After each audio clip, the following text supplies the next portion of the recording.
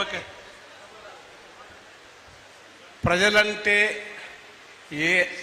ప్రజలంటే నేతలకు పసిపాపల ఓలే ఉండాలి. ఆ పసిపాపల కంటిల నలుసును జల్లి ఆనందిస్తే నేతలు కాదు భూతాలు. ఇంటిని మంటిని నిలిచున్న తావును నిషేధిస్తే ఎటు పోవాలి? ఇంటిని మంటిని నిలిచిన తావును నిషేధిస్తే ఎటు పోవాలి? నీ ఉన్న దేహమునే నిగాల పెడితే నీదేమంటారు? అది ముఖ్యసి పాలన. అన్న, నేను సిద్దిపేట అన్న గురించి చెప్పినాను ఒకసారి. ఇప్పుడు చెరువు పాట ఉద్యమాలు అన్నిట్లో వినాం. నీటిలో చేప, నక్షత్రపుల కాంతి, ఆత్మీయత, మనుషుల మధ్య అనేక అంశాలను, భిన్న మనస్తత్వాలను మనుషులను, భిన్న మనస్తత్వాలను మనుషులను 90% ఒకేమైన సమాజంలో సిద్ధిపేటని కాదు మనుషులను కలిపే ఒక కూడలి. ఈ ఉద్యమానికి ఇక్కడ రావడం, వారితో రావటం, తర్వాత ప్రజలందరూ కూడా నిలకడగలిగిన ఆలోచన, సమగ్రమైన దృక్పథం, అలాంటి నేతనే వివేకన్న. మా ప్రియమిత్రుడు ఆయన శంబీర్ రాజు, అన్నశుడు, అధిక విద్యావంతుడు, డాక్టరేట్ అయ్యి కూడా రాజకీయాల్లో కొత్త క్రమశిక్షణకు, కొత్త డిసిప్లినరీ భాషకు, విలువలకు నిబద్ధమై నడుస్తున్న ఎర్రల శ్రీనివాసు అంటే తానున్న ఆలోచన అట్లా వేదిక పైన అన్నగారు ఇక్కడ జర్నలిస్టు నేను మిత్రుడు సాగర్ గారు కూడా హరీష్ అన్న కలుస్తాను వచ్చినాడు. ఈ చాలా బాధ ఉంటుంది మనుషులను. తాము ఉనికిని, తామున్న నిలిచిన తావును 22A నిషేధం ఏంది? ప్రజలు నిషేధించకుండా చూసుకోండి, గుర్తుపెట్టుకోండి. అన్న మాట్లాడతాడు. నమస్కారం.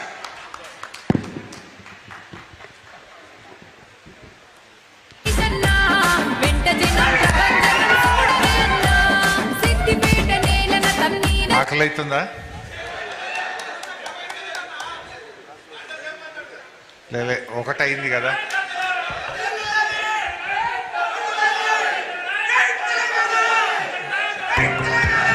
If your parents are over 60, check out ageeasy.co.in, a brand that makes healthcare products. Telangana రాష్ట్రంలోనే मोस्ट वायरल साड़ी जो कि बहुत ही ज्यादा भी वायरल है, जैसा कि आप देख सकते हैं. మెజారిటీని కూడా బద్దలు కొట్టి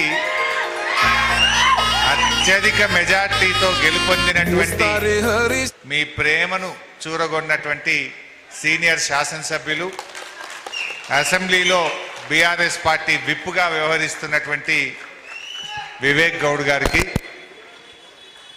మేడ్చల్ బీఆర్ఎస్ పార్టీ అధ్యక్షులు, శాసన మండలి సభ్యులు తమ్ముడు శంబీపూర్ రాజు గారికి, అదేవిధంగా గౌరవనీయులు రాగిడి లక్ష్మారెడ్డి గారికి, గౌరవ శాసన మండలి సభ్యులు, ప్రజాకవి, ప్రజల బాధలు ఎక్కడుంటే ప్రజల గలంగా, ప్రజలలో ఒకడుగా అన్ని రకాల సామాజిక ఉద్యమాలకు, తెలంగాణ ఉద్యమానికి ఊతమిచ్చి వెన్నుదన్నుగా నిలిచినటువంటి మంత్రి సత్యనారాయణ, జగన్, సురేష్ రెడ్డి, మహమ్మద్ రఫీ, వేదిక మీద ఉన్న పెద్దలు, వివిధ కాలనీల నుంచి ఇక్కడికి వచ్చేసినటువంటి అధ్యక్షులు, కార్యదర్శులు, 22A బాధితులు, ఈ ప్రభుత్వ బాధితులు, మీడియా మిత్రులు అందరికీ పేరు పేరున నమస్కారం. మా అక్కా చెల్లెళ్ళకు కూడా. మిత్రులారా, బొంకుడు మాటల పొంగులేటి నేనేం మాట్లాడిండు ప్రెస్ మీట్ పెట్టి బొంకుతున్నాడు నిన్న. ఏమని? 98% భూములు 22A నుంచి తీసేసినాము అంటుండు. మరి 98% తీసేస్తే ఇన్ని వందల మంది, ఇన్ని కాలనీల ప్రెసిడెంట్లు మా భూములు 22Aలో పెట్టారని ఇక్కడికి ఎందుకు వచ్చారు అని నేను అడుగుతా ఉన్నా. అంటే పెట్టుడు నీవంతు, దరఖాస్తులు పెట్టి ఆఫీసుల చుట్టూ తిరుగుడు ప్రజల వంత. తప్పు చేసింది నువ్వు. చేసిన తప్పును నువ్వే సవరించాలి. ప్రజలెందుకు ఆన్లైన్లో దరఖాస్తులు పెట్టాలి? ప్రజలకెందుకు శిక్ష? ప్రజలెందుకు ఆఫీసుల చుట్టూ తిరగాలి అని నేను అడుగుతా ఉన్నా. ఇలా ఒక భూమి రెండు భూములు కాదు, లక్షలాది మంది ప్రజల ఆస్తులను రాత్రికి రాత్రి నిషేధిత జాబితాలో పెట్టి ఇలా కంటి నిండా నిద్ర లేకుండా చేసినారు. ఇవాళ ఎంతమంది మాట్లాడినారు? చాలా మంది, తమ్ముడు విజయ్ కానీ, చంద్రశేఖర్ కానీ, శ్రీనివాస్ కానీ, వరప్రసాద్ కానీ, బాలరాజు, రుక్మిణి, సతీష్ రెడ్డి, అరుణ, రవి, అదేవిధంగా నరసింహరావు గారు, సిద్ధిరాములు గారు, ఇట్లా చాలా మంది మాట్లాడారు. వివిధ కాలనీలకు చెందినటువంటి వాళ్ళు. మా కాలనీ 22Aలో పెట్టినారు, మా కాలనీ మొత్తం 22Aలో పెట్టినారు. ఆయన విజయ్ అయితే చెప్తా ఉండే, ఏది పద్మారావు నగర్ ఫేజ్ 1 కాలనీ 58 సంవత్సరాల కింద లేఅవుట్ అయిందన్నా. నేను సెకండ్ పర్చేజర్ను, ఇప్పుడు తీసుకుపోయి దాన్ని 22Aలో పెట్టుడు, ఇదేమి పిచ్చితనం, ఇదేం తుగ్లక్ చేదియా అని చెప్పి పద్మారావు నగర్ చెందిన విజయ్ చెప్తా ఉన్నాడు. అట్లనే చంద్రశేఖర్